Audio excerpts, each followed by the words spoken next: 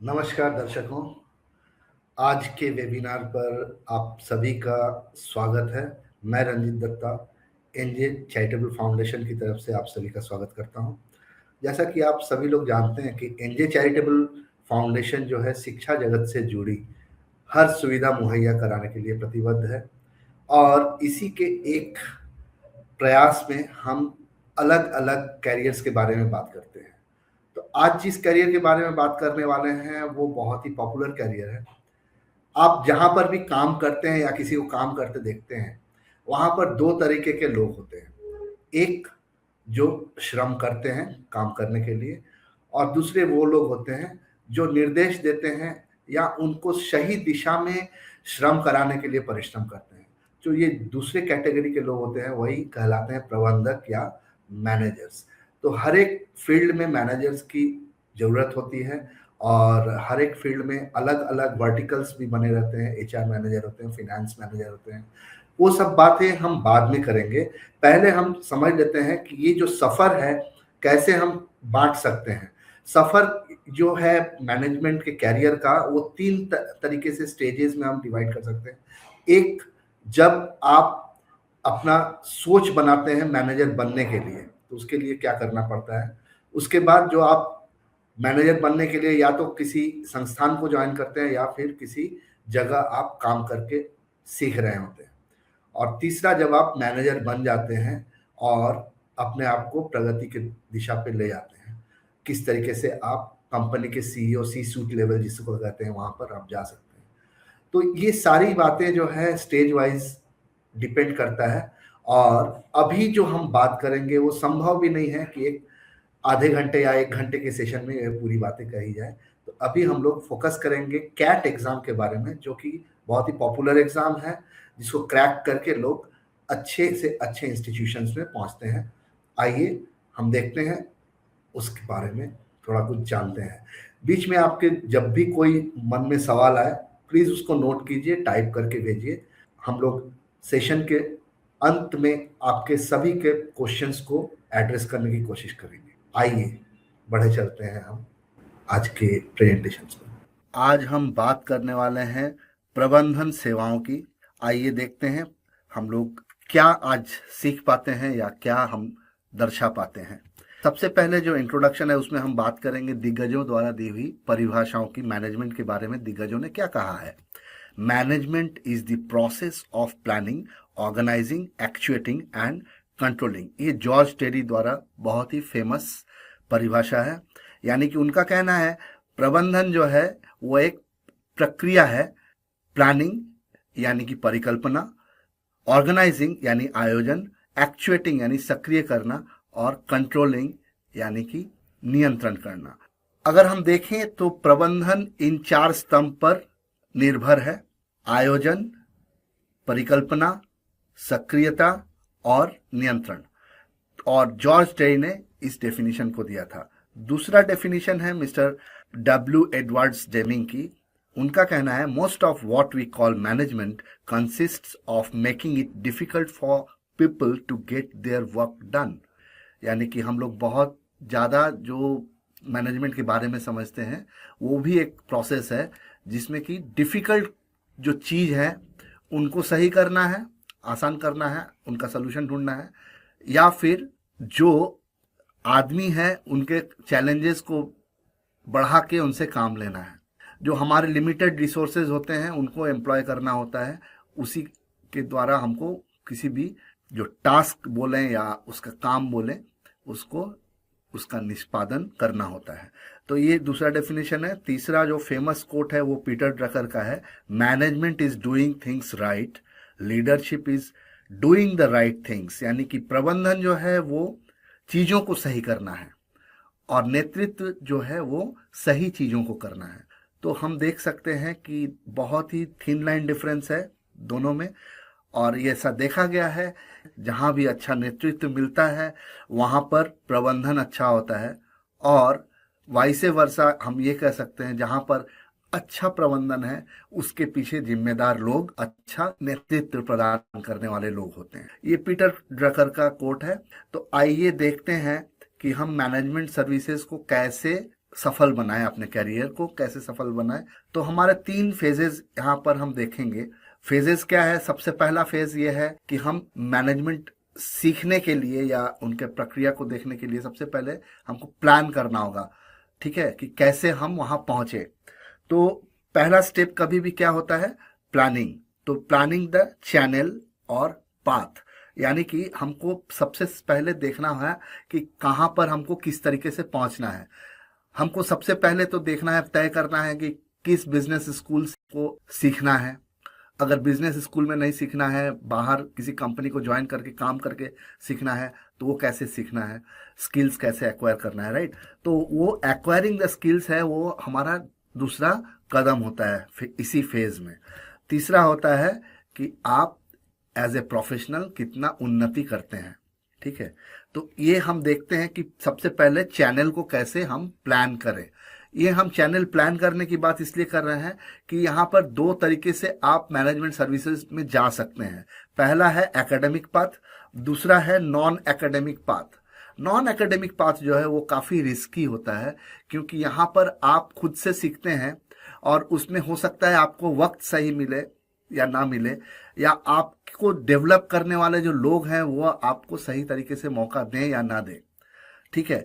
तो academic path जो है वो गारंटीड पाथ है और थोड़ा सा आसान भी होता है। इसमें आप अगर थोड़ा मेहनत करें और चीज़ों को सीखें तो आप बिल्कुल एक सफल मैनेजर बन सकते हैं, राइट। तो आइए देखते हैं कि एकेडमिक पाथ में सबसे इम्पोर्टेंट क्या है। वो है एकेडमिक कंसिस्टेंसी। कंसिस्टेंसी मतलब एक सरखा आपका एकेडमिक परफॉर्मेंस रहा हो, 10वीं का मार्क्स बोलें या 12वीं का मार्क्स बोलें, या फिर आपका अंडर ग्रेजुएट में आप जो पढ़ाई किए हैं उसमें आपका मार्क्स कंसिस्टेंट रहा हो, ठीक है। यानी कि आपको एकेडमिक तौर पे काफ़ी अच्छा परफॉर्म करना होगा अगर आपको बहुत अच्छे जगह पे अच्छे पोजीशन तक जाना है। क्योंकि कुछ एक कंपनी या संस्थान ऐसी है, और अधिकतर बहुराष्ट्रीय कंपनी जिसको एमएनसीज हम लोग बोलते हैं, वो बहुत ज़्यादा वेटेज या वरीयता इस एकेडमिक चीज को देते हैं। आप कहाँ से पढ़े हुए हैं, क्या पढ़े हुए हैं, आपका परफॉर्मेंस क्या रहा है, ये आपका हमेशा साथ में चलता है और इसका स्क्रूटनी जरूर होता है उस कंपनी में। तो इसके लिए आपको एकेडमिक कंसिस्टेंसी रखना बहुत इंपॉर्टेंट है। दूसरा है हमारा एक एंट्रेंस टेस्ट के लिए प्रिपेयर करना। तो एंट्रेंस टेस्ट आप किस लेवल पे देंगे ये भी इंपॉर्टेंट है, क्योंकि 12वीं के बाद आप अगर देना चाहते हैं तो आईपी मैट अपीयर कर सकते हैं। IP MAT stands for integrated programme in management aptitude test. तो ये टेस्ट जो है आपको 12वीं के बाद लिया जाता है। स्ट्रक्चर इसका बहुत सिमिलर है कैट की तरह, और इसका प्रिपरेशन आप 10th के बाद से स्टार्ट कर सकते हैं। 12वीं का परीक्षा देने के बाद या 12वीं की परीक्षा देते देते आप इसको अपीयर कर सकते हैं। यानी कि ग्रेजुएशन फर्स्ट ईयर के बाद आप इस पे अटेम्प्ट नहीं ले सकते हैं। ये बहुत लिमिटेड टाइम के लिए ओपन रहता है। आपका एज लिमिट इसमें रहता है और दूसरा अटेम्प्ट का भी लिमिट होता है। 2 अटेम्प्ट से ज़्यादा आप नहीं ले सकते हैं। तो इस तरीके से हम देखते हैं कि ये आपका होता है 12वीं के बाद। उसी तरीके से जो अंडर ग्रेजुएट डिग्री होते हैं वो आपका किसी भी प्रोफेशनल डिग्री हो या फिर आपका रेगुलर डिग्री हो साइंस आर्ट्स कॉमर्स में, उसके ग्रेजुएशन डिग्री के बाद आप कैट मैट जीमैट या सीईटी की परीक्षा लिखते हैं। सबसे पॉपुलर एग्जाम जो है वो है कैट, यानी कंबाइंड एडमिशन टेस्ट। इसके द्वारा आप भारत के सबसे अच्छे मैनेजमेंट इंस्टीट्यूशन में एडमिशन ले सकते हैं, जैसे आईआईएम्स हैं, इंडियन इंस्टीट्यूट ऑफ मैनेजमेंट, जिसको कि बहुत ही इम्पोर्टेंट और बहुत ही हाईली प्रेस्टिजियस इंस्टीट्यूशंस माने गए हैं भारत में और भारत के बाहर ग्लोबली भी। तो वहाँ पर जाने के लिए आपको कैट क्लियर करना होता है और वो भी बहुत ही अच्छे परसेंटाइल के साथ क्लियर करना होता है। तो आइए हम लोग देखते हैं कि कैट निकालने के लिए, उसको प्रिपेयर करने के लिए हमें क्या करना पड़ेगा, कैट का पैटर्न क्या है और कैट को किस तरीके से हम क्रैक कर सकते हैं। तो सबसे पहले पैटर्न के लिए हम जानते हैं कि कैट में 3 सेक्शंस होते हैं। पहला सेक्शन होता है वीएआरसी, यानी कि verbal ability and reading comprehension. Simple सा लैंग्वेज टेस्टिंग के लिए ये सेक्शन लिया जाता है। वहाँ पर पैसेजेस दिए रखते हैं, 750 वर्ड से लेके 1200 वर्ड्स तक के पैसेजेस होते हैं। और उसमें आपको सेट ऑफ क्वेश्चंस रहते हैं जो कि 5 पैराग्राफ हो सकता है आपको दिए गए हों, और उसमें से आपको 6 पैराग्राफ भी हो सकता है जो कि 4-4 का हो, या फिर 5 पैराग्राफ हो सकता है जिसमें आपको 24 क्वेश्चन पूछे जाते हैं। दूसरा सेक्शन होता है DILR यानी data interpretation and logical reasoning. यहाँ पर भी हमारे 5 पैराग्राफ्स पूछे जाते हैं, जो कि 3 पैराग्राफ्स होते हैं, उसमें आपको पूछा जाता है 4-4 क्वेश्चन का एक सेट, और 2 पैराग्राफ में 5-5 क्वेश्चंस के सेट होते हैं। तो इस तरीके से टोटल 22 क्वेश्चन पूछे जाते हैं DILR यानी data interpretation and logical reasoning. तो इसमें पैराग्राफ को आपको पढ़ के उसको समझना होता है और उसको इंटरप्रिट करना पड़ता है, जो कुछ भी उसमें इंफॉर्मेशन दिए हुए हैं, और उन इंफॉर्मेशन को आपको आंसर करने में काम लाना होता है। ठीक है, तो बहुत ऐसे तो आसान सा चीज है, लेकिन ये आपका पजल सॉल्विंग और एनालिटिकल रीजनिंग को भी चेक करता है। तो इसके लिए आप इसका प्रैक्टिस करें और बहुत अच्छे से आप परफॉर्म कर सकते हैं DILR सेक्शन में। तीसरा होता है क्वांटिटेटिव एप्टीट्यूड, यानी कि सिंपल अरिथमेटिक इसमें होता है। उसमें से भी कुछ एक पर्टिकुलर चैप्टर्स में आपका ज़्यादा वेटेज रहता है, जैसे टाइम एंड वर्क है, या फिर परसेंटेज है, प्रॉफिट एंड लॉस है। ये सारे जो आप सीख चुके हैं क्लास 8, 9, 10 में, वहाँ से ऊपर की चीज़ यहाँ नहीं पूछी जाती है, और आप बहुत आसानी से इन सब चीज़ों को समझ के सॉल्व कर सकते हैं। इसके भी 22 क्वेश्चंस होते हैं। ठीक है, तो ये इंपॉर्टेंट है कि आप चीज़ों को समय के दौरान मैनेज कर सके, यानी कि 2 घंटे का कंप्यूटर बेस्ड टेस्ट होता है, और हर एक सेक्शन के लिए 40 मिनट का ही वक्त होता है। 40 मिनट के बाद ऑटोमेटिकली वो सेक्शन क्लोज हो जाता है। तो इसके लिए आपको प्रैक्टिस टाइम के साथ करना बहुत इंपॉर्टेंट है। अगर आपको 4 घंटे का समय मिले तो आप लोग हर एक कोई 100% मार्क कैट में स्कोर कर सकते हैं। ठीक है, तो इसके लिए आपको प्रैक्टिस करना है कि कौन सा क्वेश्चन आपको अटेम्प्ट करना है, कौन सा छोड़ना है, टाइम को किस तरीके से मैनेज करना है, और किस तरीके से आपको आगे बढ़ना है, आपके मेंटल बैलेंस को मेंटेन रखना है उस 2 घंटे के लिए। ये बहुत ही इंपॉर्टेंट है। तो ये कैसे प्रिपेयर करेंगे उसमें हम लोग बात करेंगे इसके लिए आगे। तीसरा जो मेन पॉइंट है हमारा यहाँ पे, पूरे कैट में जैसे कि मैंने आपको बताया 66 से लेके 68 क्वेश्चन सॉल्व करने होते हैं। ठीक है, और ये मैं बता रहा हूँ पिछले 3 साल का पैटर्न, यानी कि 23, 24 और 25 का पैटर्न बता रहा हूँ कैट का। 2020 से पहले हमारा 100 क्वेश्चन का कैट का होता था एग्जाम, और उसको कर्टल डाउन करके 3 घंटे से 2 घंटे में लाया गया है, और क्वेश्चंस भी हमारे घटा दिए गए हैं। तो अभी ये 3 साल से ऐसा रहता है। हो सकता है आगे के आने वाले सालों में पैटर्न बदल जाए, लेकिन आपका कंटेंट और उसका स्टाइल ऑफ क्वेश्चनिंग नहीं बदलने वाला है, और आपको जिस तरीके से जज किया जाता है वो 3 सेक्शन हमेशा परमानेंटली रहेंगे, और आपको उसी में डेवलप करना है खुद को। वो 3 सेक्शन फिर से क्या है, VARC अभी के लिए 24 क्वेश्चन पूछे जाते हैं, DILR 22 क्वेश्चन, और क्वांटिटेटिव एप्टीट्यूड के 22 क्वेश्चन। यानी कि अगर देखा जाए तो टोटल हमारे पास 68 क्वेश्चंस हैं। हर एक क्वेश्चन के लिए 3 मार्क्स का सही होता है सही करने पर, और गलत आंसर करने के लिए 1 मार्क नेगेटिव होता है। अगर आप कोई आंसर नहीं करते हैं या छोड़ देते हैं मतलब, तो उस पर आपको कोई भी मार्क्स नेगेटिव भी नहीं होता है और पॉजिटिव भी नहीं होता है, यानी कि 0 मार्क्स होते हैं उस पर अवार्ड। राइट, तो इसके लिए आपको टाइम मैनेज करना और अपना प्रिपेयर करना, कैसे क्वेश्चंस को हम अटेम्प्ट करेंगे। जैसे कि देखा गया है क्वांटिटेटिव एप्टीट्यूड में अरिथमेटिक पे ज़्यादा वेटेज रहता है, तो आप उस तरीके से क्लास 7, 8, 9, 10 का अरिथमेटिक चैप्टर्स और उसके ट्रिक्स को आप थोड़ा थरोली देख लेंगे। DILR जो है वो डेली प्रैक्टिस की चीज़ है। उसमें आप पजल्स अगर सॉल्व करते हैं तो आपका माइंड शार्प काम करता है, और उस तरीके से आप वहाँ अच्छा परफॉर्म कर सकते हैं। VARC के लिए वापस आपको लैंग्वेज स्किल डेवलप करना है, ये भी ऑनगोइंग स्किल है। आपका रीडिंग स्पीड बढ़ाना होगा, आपको ज़्यादा से ज़्यादा पढ़ना पड़ेगा, आपको बहुत सारे टॉपिक्स के ऊपर पढ़ना पड़ेगा, यानी कि कोर और नॉन कोर स्टडी दोनों चीज़ आपको साथ साथ रखने पड़ेंगे। आपका वोकेबुलरी एक डेवलप करना पड़ेगा। ठीक है, तो ये हमारे टिप्स के बारे में अगर हम बात करें कि कैसे प्रिपेयर करना है, तो सबसे इम्पॉर्टेंट चीज़ है वापस से प्लानिंग। तो प्लान हमको क्या करना है, प्लान ए रूटीन, यानी कि रोज जो काम दोहराना है उसका एक पैटर्न डेवलप करना है। और वो पैटर्न अपने आप में जरूर फ्लेक्सिबल हो सकता है, लेकिन फ्लेक्सिबिलिटी उसके ऑर्डर में होगा, उसके कभी भी कंटेंट में नहीं आने वाला है। राइट, कि आपको अगर सुबह आपको 5 बजे उठ के स्टार्ट करना है दिन, तो रोज सुबह 5 बजे ही आप उठें, ये डिसिप्लिन आपको रखना पड़ेगा। ठीक है, और वो रूटीन जो आपका होगा, वो रूटीन बहुत इंपॉर्टेंट है कि बहुत डिटेल्ड हो, सेक्शन वाइज स्टडी का प्लान हो, टाइम बाउंड टेस्ट का प्लान हो, डेली एक्टिविटीज आपको जब जो करना है उसका प्लानिंग हो।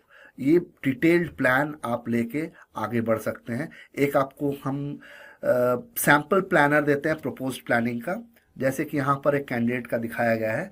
मील्स एंड ब्रेक्स के ऊपर 8.33% ऑफ टाइम, यानी कि 24 घंटे का टाइम के ऊपर लेके हम लोगों ने इसको डेवलप किया है उन्होंने।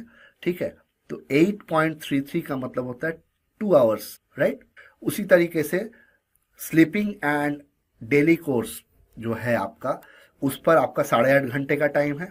Non core reading, non core reading में आपका न्यूज़पेपर आ जाता है, मैगजीन्स आ जाते हैं, या आप अगर मतलब कुछ भी नॉवेल पढ़ रहे हैं या कोई पर्टिकुलर जर्नल को पढ़ रहे हैं, ये सारे नॉन कोर रीडिंग में आएंगे।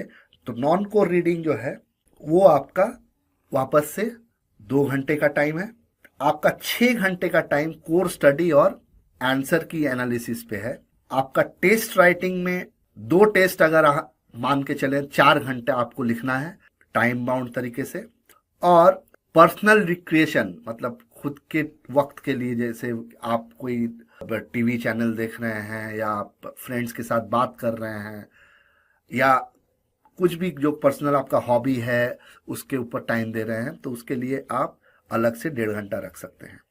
तो ये एक प्रपोज प्लान है। ऐसा जरूरी नहीं है कि आपका प्लान भी बिल्कुल ऐसा ही हो, क्योंकि जो लोग पढ़ाई कर रहे हैं पर्टिकुलरली अपने ग्रेजुएशन का, तो उनका ये कोर और नॉन कोर स्टडी का लेवल अलग हो जाता है। ठीक है, तो यहाँ पर कोर स्टडी और आंसर की एनालिसिस जो हमने दिया है, तो वो उसमें आपका आंसर की एनालिसिस और आपका प्रैक्टिस सेशन, ये बहुत इंपॉर्टेंट है। बाकी उसके लिए पर्टिकुलरली आपको पढ़ने की जरूरत नहीं है, क्योंकि आप सब कुछ पढ़ चुके हैं पहले ही। यानी कि आपको सिर्फ उसको सजग रखना है ना, और उसको हमेशा प्रैक्टिस में रखना है, ताकि आप टाइम के साथ उसको रिट्रीव कर सकें और आप सिचुएशन को कोप अप कर सकें। ठीक है, तो इसके लिए अलग से टाइम निकालने की जरूरत नहीं है। आपका डेली जो आपका एक्टिविटीज है उसके साथ साथ आप प्लान कर सकते हैं। और अगर कोई ड्रॉप ईयर लिया हुआ है तो उसके लिए आप इस पर्टिकुलर प्लान को फॉलो करके आप कर सकते हैं काम। लेकिन ये इंपॉर्टेंट है कि आपका डिटेल रूटीन बनने के बाद उसको आप वर्कआउट कीजिए विदाउट एनी डेविएशन। यानी कि अगर आपने 6 घंटे का स्लीप प्लान किया है, तो 6 घंटे को 5 घंटे मत कीजिए और 7 घंटे भी नहीं करिए। और आपका स्लीपिंग टाइम जो है वो कभी भी 6 घंटे से कम नहीं होना चाहिए और 8 घंटे से ज़्यादा नहीं होना चाहिए। 6 से 8 घंटे के बीच में आपको रखना है। ठीक है, उसी तरीके से काम करने का भी जो है, आप काम करने के साथ साथ ब्रेक्स भी लेते रहें। 2 घंटा काम करने के बाद 10 मिनट का ब्रेक ले सकते हैं। शुरुआत में आपको हो सकता है हर एक घंटे में आपको ब्रेक की जरूरत पड़े, आपका कंसंट्रेशन उतना स्ट्रांग ना हो, लेकिन धीरे धीरे आप कंसंट्रेशन बढ़ा सकते हैं और आपका जो ड्यूरेशन ऑफ टाइम है पर्टिकुलर सब्जेक्ट पे देना, या मतलब जो अटेंशन स्पैन है उसको बढ़ाना, वो आपका बढ़ सकता है। और आपका ब्रेक का टाइम धीरे धीरे मिनिमाइज कर सकते हैं, यानी कि नंबर ऑफ ब्रेक्स आपका कम हो सकता है। और आपको इसी तरीके से प्लान भी करना है कि आगे चल के आपका ज़्यादा से ज़्यादा आप कंसंट्रेटेड अटेंशन दे सकें अपने स्टडी पर। ठीक है, तीसरा है, बहुत इंपॉर्टेंट है, that is to enhance your reading speed. Reading speed enhance करने के लिए बहुत से टेक्निक्स वैसे लोग बताते हैं, है ना, उल्टा पढ़ना चाहिए या सीधा मतलब एक बार में एक पैराग्राफ पढ़ना चाहिए, एक सेंटेंस पढ़ना चाहिए। ये सारी बातें सही है, लेकिन सबसे इंपॉर्टेंट जो है ना, you have to be a voracious reader, read a lot. रोज आप न्यूज़पेपर हेडलाइंस पढ़िए, न्यूज़पेपर के आर्टिकल्स को पढ़िए और आप थरोली पढ़िए। ठीक है, और जब आप इंग्लिश लैंग्वेज पढ़ रहे हैं तो अगर जो through out English medium school से नहीं पढ़े हुए हैं, उनको हो सकता है शुरुआती दौर पे थोड़ी दिक्कत हो वर्ड्स के लिए। जो वर्ड्स आपको समझ में नहीं आ रहे हैं उसके लिए आप साथ में एक डिक्शनरी रखें, या आपका स्क्रीन पर आप डिक्शनरी खोल के देख सकते हैं ऑनलाइन, है ना। और उनको आप यूज करें रोजमर्रा की लाइफ में जो वर्ड्स आप नए सीख रहे हैं, ठीक है। रीड ऑन स्क्रीन, ये बहुत इंपॉर्टेंट इसलिए है कि आप कंप्यूटर स्क्रीन पर अगर पढ़ेंगे तो टेस्ट आपका कंप्यूटर बेस्ड होता है, वहां पर आपको टेक्सचुअल क्वेश्चन नहीं मिलेंगे, क्वेश्चन पेपर जैसा कुछ आपको नहीं मिलने वाला है। तो इसके लिए इंपॉर्टेंट है कि आप स्क्रीन पर पढ़ें तो आपकी आदत बनी रहेगी, ठीक है, जिसको हम बोलते हैं वर्टिकल एंड हॉरिजॉन्टल स्पैनिंग और पिचिंग ऑफ आईसाइट, है ना। तो उसमें आपको बहुत सहूलियत रहेगी कि आपको पहले से प्रैक्टिस रहेगा स्क्रीन पे पढ़ने का, तो उसमें आपको पता भी चलेगा कि कितना फॉन्ट साइज आपके लिए कंफर्टेबल है। आप फॉन्ट साइज को उस तरीके से एडजस्ट कर सकते हैं स्क्रीन पे, और उसी को आप मेंटेन भी रखेंगे आपके एक्चुअल एग्जाम के टाइम पे। जो एक्चुअल कैट का एग्जाम होगा या आईपी मैट का होगा, उस वक्त भी आप इस तरीके से यूज कर सकते हैं, ठीक है। तो try to read on screen, लेकिन स्क्रीन आपका लैपटॉप या डेस्कटॉप पे यूज कीजिए, ना कि आपके मोबाइल फोन को, क्योंकि वो वापस से एक वैसा डिवाइस है जिसको कि आप यूज करने वाले नहीं हो एग्जाम के दौरान। इसके लिए आप ऑफलाइन पढ़ें या मोबाइल पे पढ़ें, एक ही बात है। लेकिन अगर लैपटॉप पे या डेस्कटॉप पे आप पढ़ते हैं तो वो आपको जरूरी है कि मतलब आपको कुछ सहूलियत देगा। तीसरा चीज बहुत इंपॉर्टेंट है कि आप जो भी नया वर्ड सीख रहे हैं उसको नोट कीजिए और उसको यूज कीजिए। Use the new words learn, right. So write the test also every day. मैंने एम्फसाइज किया है एवरी डे। क्यों एवरी डे लिखना है? क्योंकि आपको जितना प्रैक्टिस होगा, जितने तरीके से आप क्वेश्चंस को हैंडल करेंगे और जितने तरीके के क्वेश्चंस आप हैंडल करेंगे, definitely they are going to help you in the real exam time. क्योंकि आपको प्रैक्टिस हुआ रहेगा, बहुत सारे क्वेश्चंस ऐसे भी होंगे जो कि आप देखते ही आंसर कर सकते हैं, जिससे कि आपका टाइम का बचत होगा। जैसे वोकैब के क्वेश्चंस हैं, वोकैबुलरी जो है, आप खुद का वोकैबुलरी बना रहे हैं तो हो सकता है कुछ जाना पहचाना वर्ड्स आ जाएं और उसको आराम से आप उसका एंटोनिम या सिनोनिम्स दे सकते हैं, ठीक है। तो इसके लिए एवरी डे आप कम से कम 2 टेस्ट आप दीजिए, और उसमें से एक टेस्ट कम से कम पूरे सिलेबस का दीजिए। तो गाइडलाइन हम देते हैं यहाँ पे, जो टेस्ट के लिए है, राइटिंग टेस्ट है, उसके लिए सबसे पहले इंपॉर्टेंट है कि right on different time slots. यहाँ पे टाइम स्लॉट से मतलब है, कैट का एग्जाम जो है 3 टाइम स्लॉट पे लिया जाता है, ठीक है। स्लॉट 1 8:30 बजे सुबह से लेकर 10:30 बजे तक सुबह तक लिया जाता है। स्लॉट 2 12:30 बजे दोपहर से लेके 2:30 बजे तक का होता है। और स्लॉट 3 जो होता है 4:30 बजे शाम से लेके 6:30 बजे तक का टाइम पे लिया जाता है। तो ये तीनों स्लॉट में से कोई 2 स्लॉट आप दिन का या सप्ताह के हिसाब से, पैटर्न के हिसाब से सिलेक्ट कर लीजिए। पैटर्न साइक्लिक ऑर्डर में मैंने बोला है। इसका मतलब ये है कि सपोज आप मंडे को जो है टाइम स्लॉट 1 और 2 यूज कर रहे हैं, तो ट्यूसडे को आप 2 और 3 यूज कर सकते हैं। वेंसडे को वापस आप 1 और 3 यूज कर सकते हैं। वापस से थर्सडे को आप 1 और 2 एंड सो ऑन। इस तरीके से आप डेली बेसिस पे आप स्लॉट्स को सिलेक्ट कर रहे हैं। दूसरा एक ऐसा हो सकता है कि एक सप्ताह के लिए आप टाइम स्लॉट सिलेक्ट कर लें। जैसे first week of the month मैं फर्स्ट एंड सेकेंड स्लॉट को लूंगा, सेकेंड वीक में सेकेंड और थर्ड स्लॉट को, थर्ड वीक में फर्स्ट एंड थर्ड को, अगेन फोर्थ वीक में फर्स्ट एंड थर्ड को। इस तरीके से साइक्लिक ऑर्डर में चलता रहेगा। तो इस तरीके से क्या होगा, आपका प्रैक्टिस हर एक सेशन के लिए हो जाएगा। आप एडजस्ट कर जाएंगे टाइम के साथ, और आपको किसी भी वक्त टेस्ट देने में कोई हिचकिचाहट नहीं होगी, और ये आपको डेफिनेटली हेल्प करेगा रियल टाइम टेस्ट देने में। आपका साइकोलॉजिकल बैलेंस भी बहुत सही रहेगा, एनवायरनमेंट आपका बहुत एडेप्टेबल हो जाएगा तब तक, ठीक है। तो ये बहुत इंपॉर्टेंट है कि आप कोई भी 2 स्लॉट सिलेक्ट करें। अभी मैं बात कर रहा हूं कि रोज आपका पूरे स्लॉट्स का टेस्ट देना है, तो उसके लिए जरूरी है कि आप अपना परफॉर्मेंस ट्रैक करें रोज मर्रे पर। रोज के रोज आप परफॉर्मेंस को ट्रैक करें। एक आपको प्रोपोज्ड मैं दिखाता हूं फॉर्मेट। एक कैंडिडेट का 19 दिसंबर का मतलब टेस्ट का परफॉर्मेंस है। 19 दिसंबर को उन्होंने टेस्ट लिया स्लॉट 1 में एक, उसमें उन्होंने फुल एग्जाम का स्लॉट लिया, यानी कि VARC, DILR और क्वांटिटेटिव एप्टीट्यूड ऑल चैप्टर्स। तो उन्होंने अटेम्प्ट किया 18 क्वेश्चन VARC में, करेक्ट आंसर उनका हुआ 16, 2 गलत हुए और 46 का स्कोर आया उनको, राइट। उसी तरीके से DILR में उनका स्कोर 10 आया और क्वांटिटेटिव एप्टीट्यूड में उनका स्कोर आया 4, ठीक है। तो यहाँ पे आपको एक चीज बता दें कि ये बहुत इंपॉर्टेंट है कि आप हर एक सेक्शन को क्वालिफाई करें कैट एग्जाम में। तो इसके लिए जरूरी है आपको टाइम बाउंड रूप में परफॉर्मेंस आपको हर एक चीज में देखना है। तो इसके लिए हर एक सेक्शन को जब आप मास्टर कर जाएंगे तब आपको दिक्कत नहीं आएगी, और आपको जो दिक्कत आने वाली है वो हर एक को दिक्कत आने वाली होगी, ये आप मान के चल सकते हैं, ठीक है। क्योंकि वहां पे हमारा आंसर्स जो होता है, नंबर ऑफ आंसर्स के ऊपर देखा जाता है कि कितने कैंडिडेट्स ने कितना आंसर सही किया है, उसके हिसाब से आपका परसेंटाइल डिसाइड होता है, राइट। तो आपको अपना पोजीशन तय करना है।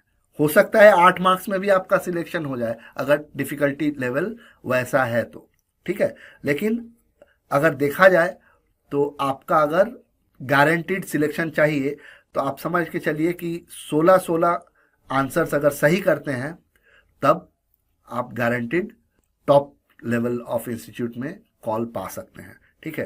तो जैसे कि इन्होंने एक स्लॉट दिया नंबर 1 स्लॉट पे 8:30 से 10:30 में, उसके बाद उन्होंने दूसरा मतलब स्लॉट यूज किया, स्लॉट नंबर 3 यानी 4:30 से 6:30 के बीच में, और वहां पर उन्होंने सिर्फ क्वांटिटेटिव एप्टीट्यूड का टेस्ट दिया। उसमें भी चैप्टर टाइम एंड वर्क का उन्होंने सिलेक्ट किया। 3 नंबर स्लॉट के तीनों स्लॉट में, यानी 40-40 मिनट का एक स्लॉट अगर मान के चले तो तीनों स्लॉट में उन्होंने टाइम एंड वर्क का ही क्वेश्चन दिया। तो टोटल उन्होंने देखा जाए तो पहले स्लॉट में उन्होंने 12, दूसरे में 14, तो तीसरे में 16 क्वेश्चन अटेम्प्ट किए और उनका करेक्ट आंसर 8, 7, 11 रहा।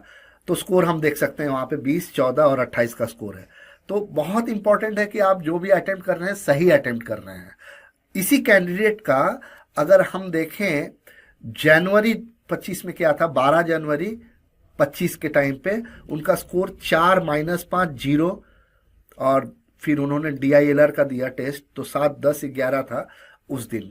तो यानी कि हम देख सकते हैं कितना डिफरेंसेस आया है उनका 1 साल के प्रिपरेशन में, राइट।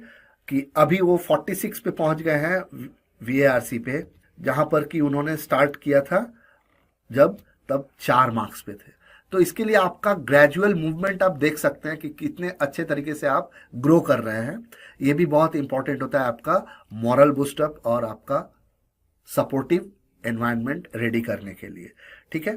तो ये ट्रैकर आप अपने तरीके से बनाकर मेंटेन कर सकते हैं और देख सकते हैं जहां पर आपका दिक्कत है वहां पर आपको काम करना है, ठीक है, चीजों को सही करना है, ठीक है, और सही तरीके से करना है, that is your leadership, right. तो plan the test as per studied content, यानी कि आप टेस्ट उसी चीज का दें जो कि आपने पढ़ा है, पूरा पढ़ लिया है, ठीक है। रोज आप इसलिए पूरा सेक्शन का देते हैं क्योंकि आप एक्चुअली 10th तक जो कुछ पढ़े हैं वही आपका असेसमेंट हो रहा है, उसी के बेसिस पे क्वेश्चंस पूछे जा रहे हैं। तो इसके लिए पूरा सभी सेक्शंस का आपको एक टेस्ट जरूर देना है, ठीक है, 2 घंटे का। तो plan the test as per studied content and plan the study as per test performance. आपका जिस सेक्शन में या जिस पर्टिकुलर चैप्टर में सबसे कम मार्क्स आ रहा है उस पर आप काम कीजिए, ठीक है, और उसके लिए आप पर्टिकुलर सेक्शन का टेस्ट दीजिए, ठीक है। कंटेंट आपको या क्वेश्चंस कहां से मिलेंगे ये इंपॉर्टेंट चीज है। हमारा एनजे चैरिटेबल फाउंडेशन आपको ये प्लेटफॉर्म देता है, हमारा क्वेश्चन बैंक आप यूज कर सकते हैं और आप वहां पे टेस्ट भी अपीयर कर सकते हैं, मॉक टेस्ट, ठीक है। आगे बढ़ते हैं। इस पे अगर हम मान के चले आपका सिलेक्शन हो गया तो नेक्स्ट फेज आता है आपका गाइडलाइंस ऑन GDPI पे हम बात करेंगे। GDPI that is group discussion and personal interview. ये बहुत सारे इंपॉर्टेंट जो मैनेजमेंट भी स्कूल्स हैं वहां पर कॉल लेटर आता है और वहां पर आपको अपीयर करना पड़ता है और उसको क्लियर करना पड़ता है। तो GDPI अपीयर करने के लिए बहुत ज़्यादा मतलब आपको प्रिपरेशन की ज़रूरत नहीं है, बी नेचुरल, ठीक है। मैं आपको कुछ एक टिप्स देता हूं। जैसे ग्रुप डिस्कशन में है तो ट्राई टू लीड और कंक्लूड। आप अगर टॉपिक को बहुत अच्छे तरीके से समझते हैं तो उस टॉपिक पर आप शुरुआत करें, और अगर कोई दूसरा शुरुआत कर चुका है तो आप कोशिश करें कि उसको कंक्लूड करें, कि टॉपिक के बारे में आपने क्या क्या डिस्कस किया और क्या क्या जो मूल बातें हैं उभर कर आई, ठीक है, कहाँ पर कंट्राडिक्शन क्या था, ये सारी चीज़ें आप वहाँ पे दे सकते हैं। ये आपको लीडरशिप दर्शाता है, ठीक है। आप किसी टॉपिक को स्टार्ट करना है, ठीक है, तो उसमें भी आप गाइड कर सकते हैं पूरे मास को कि आप कैसे डिसिप्लिन को बनाए रखेंगे कि हर एक को चांस मिले, ठीक है। तो ये देखा जाता है कि आपका लीडरशिप क्वालिटी कैसा होता है। ये पर्टिकुलरली बी स्कूल्स के लिए नहीं, आप कहीं भी जहाँ पर ग्रुप डिस्कशन होता है वहाँ पर इस पॉलिसी पे अगर आप चलते हैं तो आपको वो फायदा होने वाला है। बी ए गुड लिसनर, यानी कि कोई भी अगर बात कर रहा है तो उस वक्त आप अच्छे से सुने और दूसरे को मोटिवेट करें या हेल्प करें कहने के लिए। अगर किसी को दबा दिया जा रहा है, सपोज आपके ही नेबर हैं, वो कुछ बोलना चाह रहे हैं लेकिन किसी और ने दबा दिया, तो आप उनको जेंटली मोटिवेट करें और ग्रुप को ले जाएं कि ये अटेंशन ड्रॉ करें कि आपके नेबर कुछ कहना चाहते हैं, ठीक है। तो help others to participate. Avoid using jargons, यानी जारगॉन्स यानी कि वो वर्ड्स होते हैं जो कि बहुत ही कठिन जटिल होते हैं और पर्टिकुलर किसी ग्रुप में या किसी टेक्निकल टर्म को यूज करते हैं। तो वैसे वर्ड्स का इस्तेमाल ना करके सिंपल लैंग्वेज का इस्तेमाल करें जो कि सब कोई समझ पाए, ठीक है। एंड बी योर सेल्फ, यानी कि आप नेचुरली जो है वैसा ही बने रहें, कोई भी तरह का आडंबरता नहीं करें, कोई भी चीज़ का आप वहाँ पर मतलब ऑर्नामेंटेशन ना करें। आप जिस तरीके से हैं वैसा ही रहें, पोलाइट रहें। और ये खास तौर पे इम्पॉर्टेंट है जब आप पर्सनल इंटरव्यू अपीयर कर रहे हैं तब। बी ऑनेस्ट, ईमानदारी से जवाब दें। यानी कि अगर आपको कोई चीज़ के बारे में मालूम नहीं है तो आप ईमानदारी से, बी करेजियस एनफ, साहस के साथ बोलिए कि आपको ये बात मालूम नहीं है, लेकिन आप जो समझ रहे हैं या सोच रहे हैं उसके हिसाब से आप ट्राई कर सकते हैं, अटेम्प्ट कर सकते हैं बोलने के लिए, इजाज़त लें, ठीक है। Be polite and be very polished, ठीक है, एंड बी ऑनेस्ट। आप जब भी इंटरव्यू में जा रहे हैं तो करंट अफेयर्स को एक बार ब्रश अप कर लीजिए। वो आप डेली जो न्यूज़पेपर पढ़ रहे हैं उससे आप नोट्स भी बनाते हैं अगर, तो बहुत अच्छी प्रैक्टिस है। अदरवाइज आप मैगजीन देख लीजिए पिछले 5-6 महीने का, राइट। और टीवी पे जो भी चर्चाएं होती है या न्यूज़ है उसको देख लीजिए, न्यूज़पेपर को देख लीजिए कौन से न्यूज़ अभी हैं। और ख़ास तौर पे बिजनेस रिलेटेड जो कुछ भी रेगुलेशंस हैं या लॉ रिलेटेड रेगुलेशंस आ रहे हैं तो उन चीज़ों को ध्यान दीजिए। जो आपका ग्लोबल सिचुएशन है उसके हिसाब से देख लीजिए। मार्केट सिचुएशन कैसा है, बुलियन मार्केट कैसा है, स्टॉक मार्केट कैसा है, वो आप जान लीजिए, उसका ट्रेंड जान लीजिए, उसका थोड़ा आप स्टडी कर लीजिए। और जब आप जाएं तो अगर उससे रिलेटेड क्वेश्चन पूछें तो आप सही इंफॉर्मेशन के साथ, सही डेटा के साथ उन तथ्यों को पेश करें, ठीक है। तो ये आपका गाइडलाइन है ग्रुप डिस्कशन और पर्सनल इंटरव्यू के लिए, ठीक है। इसमें आप जब भी जा रहे हैं इंटरव्यू के लिए तो बहुत जरूरी है जो फ्रीक्वेंटली आस्क्ड क्वेश्चंस हैं, एफएक्यूज जिसको बोलते हैं, जैसे कि आप कौन हैं, who are you, tell about yourself, आप अपने बारे में बताइए, आपके स्ट्रेंथ्स और वीकनेसेस क्या हैं, आपका फैमिली बैकग्राउंड क्या है, आपका को करिकुलर एक्टिविटी क्या रहा है, आप कोई ऐसा सिचुएशन बताइए जहां पर आपने एज ए लीडर काम किया है। ये सारे जो मतलब मॉडल क्वेश्चंस हैं उनका जवाब आप अपने हिसाब से सही तरीके से प्रिपेयर करके जाएं, ताकि आपको कॉन्फिडेंस हमेशा झलकता रहे, आपका कॉन्फिडेंस आपके चेहरे पर रहे और आप कॉन्फिडेंटली किसी भी सिचुएशन को हैंडल कर सकें, राइट। तो अब बात आती है नेक्स्ट फेज वो की, जब आप कैंपस के अंदर पहुंच जाते हैं, यानी कि जीडीपीआई भी आपने पास कर लिया, अभी आप कैंपस के अंदर जाते हैं। लेकिन इसकी बात करेंगे हम किसी और सेशन पे और उसके आगे की बात किसी और सेशन पे। आज आइए हम लोग बात करते हैं आपके क्वेश्चन आंसर की। This is the time for your questions and my answers. तो दर्शकों, आपको उम्मीद है कि सारी चीज़ें समझ में आई हैं और कुछ एक क्वेश्चंस हमारे अभी सामने आए हैं। स्वाति नकुल सिंह, इनका एक क्वेश्चन आया है, is there any future in CA because I have seen many people saying that in future there would be no future as all the work will be taken away by the AI। ये एक बहुत बड़ा myth अभी चल रहा है। मैं सभी को ये मतलब दर्शाना चाहूंगा कि सभी लोग बहुत पैनिक हैं एआई के बारे में। सबसे पहले मैं आपको ये बता दूं कि सीए का कैरियर जैसा है उससे अच्छा ही बनने वाला है, कम नहीं होने वाला है। इसका कारण ये है कि हमारे पूरे भारतवर्ष में टोटल 3.5 लाख के आसपास सीए हैं और हमारे भारत की जो जनसंख्या है वो है करीब 140 करोड़, और उसमें से 70% जनसंख्या जो है वो या तो काम कर रहे हैं या काम करने वाले हैं। यानी कि आने वाले समय में कम से कम 100 करोड़ लोग अकाउंटिंग करवाएंगे, जो कि कमाई करेंगे, अकाउंटिंग कराएंगे। और भारत जो कि एक बढ़ने वाला इकोनॉमी है, तो वहां पर ये अकाउंटिंग का काम और बढ़ने वाला है, तो वो ऑडिट करने का काम सीए का होता है। इसके लिए सीए की डिमांड हमेशा बने रहेंगे।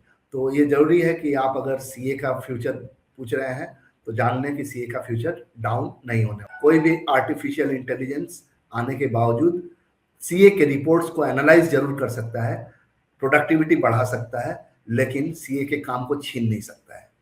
ठीक है, आगे बढ़ते हैं। दूसरा क्वेश्चन आया है, what role do AI and automation play in modern management. जी, मॉडर्न मैनेजमेंट में जो ऑटोमेशन का काम है वो बहुत ज़्यादा हेल्पफुल है हमारे एस्टिमेशंस में, हमारे फिनेंस के बिजनेस में, हमारे हेल्थ केयर के बिजनेस में।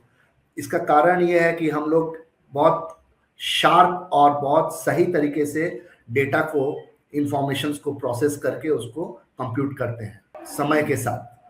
तो इसके लिए ऑटोमेशन जो है अभी हर एक इंडस्ट्री में बहुत ज़्यादा काम में आ रहा है और एआई भी बहुत तरीके से काम में आ रहा है। लेकिन एआई जो आप समझ रहे हैं, एक्चुअली एआई क्या है उसके बारे में हम एक अलग सेशन करेंगे, ठीक है। और उसका कोई मतलब बुरा असर आने वाले फ्यूचर में नहीं है, इतना आप जान लीजिए।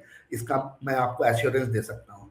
ये आप उसी से कंपेयर कर सकते हैं। आज से 20 साल पहले जब मॉडर्न ट्रेड भारत में आया था तो उस वक्त ट्रेडिशनल जो किराना का दुकान था उनको ये मन में भय आ गया था कि अब उनका बिजनेस बंद करना पड़ेगा। सारा जो कस्टमर है, सारे उनके जो कस्टमर कंज्यूमर हैं वो मॉडर्न ट्रेड में, यानी कि जो बड़े बड़े रिटेल चेन्स हैं वहां से सस्ते में लेके आएंगे। लेकिन ऐसा हुआ नहीं है। और जो आपके मोहल्ले में किराने दुकान थे वो आज भी मौजूद है और उसके बनिस्बत और बढ़ भी गए हैं और मॉडर्न ट्रेड भी ग्रो किया है। यहाँ सुविधा किसको मिला है? कंज्यूमर को। कंज्यूमर्स के पास ऑप्शंस ज़्यादा आ गए हैं, ज़्यादा ब्रांड्स उसको मिल रहे हैं और उनको सही प्राइस में ब्रांड्स मिल रहे हैं, राइट। तो इसके लिए डरने की कोई बात नहीं है। एआई अगर आया है तो एआई आपके प्रोडक्टिविटी को बढ़ाएगा, आपके काम को आसान करेगा। उसको आप पॉजिटिवली सोचें और उसके लिए कोई नेगेटिविटी मन में नहीं लाए, राइट।